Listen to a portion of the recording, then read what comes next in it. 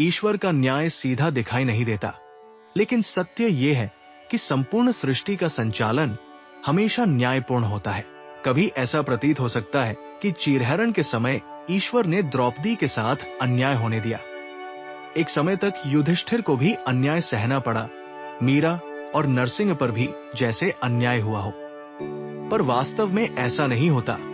जब सही परिस्थिति निर्मित होती है और जब ईश्वर को पूर्ण समर्पण तथा भक्ति से पुकारा जाता है, तब ईश्वर न्याय स्थापित करने के लिए उपस्थित होते हैं। जो भी विपरीत परिस्थिति दिखती है, उसके पीछे या तो भक्त के निर्माण की प्रक्रिया होती है, या उसकी परीक्षा होती है, या फिर दीर्घकालीन न्याय की योजना। ईश्वर के यहाँ न अन्याय है और न ही न्याय में विलंब। ईश्वर का न्याय अवश्य प्रकट होता है, फिर भी कई बार कुछ लोगों के मन में संदेह रह सकता है। इस संदेह के निवारण के लिए ही महाभारत का युद्ध जैसे चित्रित हुआ होगा। कहा जाता है कि ईश्वर का न्याय अदृश्य और अत्यंत सूक्ष्म होता है।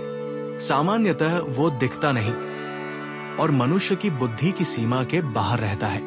ये गुह्य न्याय समय आने पर स्पष्ट होता है।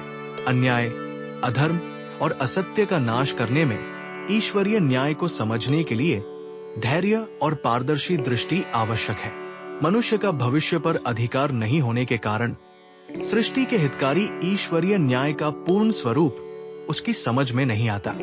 अधर्म के मूल समान दुर्योधन ने हस्तिनापुर की राजसत्ता को युधिष्ठिर से अधर्म पूर्वक छीन लिया था और उन्हें भाई बंधुओं तथा पत्नी सहित वनवास को मजबूर किया था। लाक्षागृह में उन्हें जलाकर मारने का प्रयास भी किया।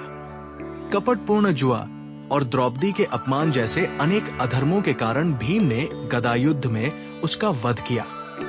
ये न्याय था। दुर्योधन के प्रत्येक अधर्म में साथ देने वाला दुशासन, जिसने द्रौपदी का चीरहरण करने का प्रयास किया, उसका भी युद्ध में भीम ने अंत किया। ये भी न्याय था।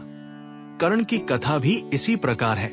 उसने अधर्म का साथ दिया, इसलिए युद्ध में अर्जुन ने उसका वध किया। सत्पुरुष होने पर भी भीष्म पितामह परिस्थितियोंवश अधर्म पक्ष में खड़े रहे और द्रौपदी के अपमान पर मौन रहे। अंत में उन्हें बाणशय्या पर प्राण त्यागने पड़े। आचार्य द्रोण भी अधर्म की ओर से लड़े और धृष्टद्युम्न के हाथों उनका निधन हुआ। अधर्मी दुर्योधन और कौरवों को ही नहीं, बल्कि छल करना सिखाने वाले शकुनी को भी सहदेव ने युद्ध में मार गिराया। जयद्रथ का भी अर्जुन ने युद्ध में वध किया। अधर्म का साथ देने वाले भूरिश्रवा, कृपाचार्य, कृतवर्मा आदि अनेक योद्धाओं का विनाश हुआ। समाज में ईश्वर के न्याय पर दृढ़ विश्वास स्थापित करने के लिए ये आवश्यक था। मनुष्य जिसे उचित या अनुचित समझे, उसी आधार पर ईश्वर का न्याय नहीं चलता। ईश्वरीय न्याय गहन होता है। न्याय कर्म पर आधारित है। गीता कहती है कि कर्म, विकर्म और अकर्म तीनों का निश्चित फल है। यहाँ कोई अपवाद नहीं। जो अपवाद जैसा लगता है, वो भी एक डिवाइन योजना का हिस्सा होता है। कर्म और न्याय के समीकरण सामान्य दृष्टि से दिखते नहीं। भागवत में भी कहा गया है कि देवता भी ईश्वर के कार्य और न्याय को पूर्ण रूप से नहीं देख सकते, न समझ सकते। अर्थात ईश्वरीय न्याय का वर्णन करना लगभग असंभव है। उसे बुद्धि से नहीं, हृदय की पवित्रता से अनुभव किया जाता है। ईशोपनिषद कहता है कि जिसे विद्या और अविद्या दोनों का समन्वित बोध हो, वही ईश्वर के नियमों को अनुभव कर सकता है। सामान्य मनुष्य को वर्तमान का भी बहुत छोटा हिस्सा ज्ञात होता है।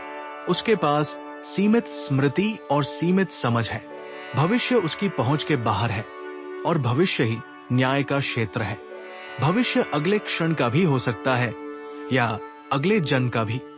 अनेक कारण मिलकर भविष्य के परिणाम बनाते हैं। इसलिए मनुष्य उन्हें न्याय के रूप में पहचान नहीं पाता। इसीलिए न्याय में विश्वास स्थापित करने के लिए महाभारत का युद्ध आवश्यक था। महाभारत युद्ध ने दिखा दिया कि ईश्वर का न्याय समझ में न भी आए, पर उसका परिणाम अवश्य अनुभव में आता है। ईश्वर सर्वज्ञ, तटस्थ, निष्पक्ष, साक्षी, सत्य और धर्मप्रिय तथा सर्वहितकारी है। इसलिए वहां अन्याय या विलंबित न्याय की कोई संभावना नहीं। उचित समय पर हर किसी को न्याय मिलता ही है। ईश्वर की व्यवस्था ही ऐसी है।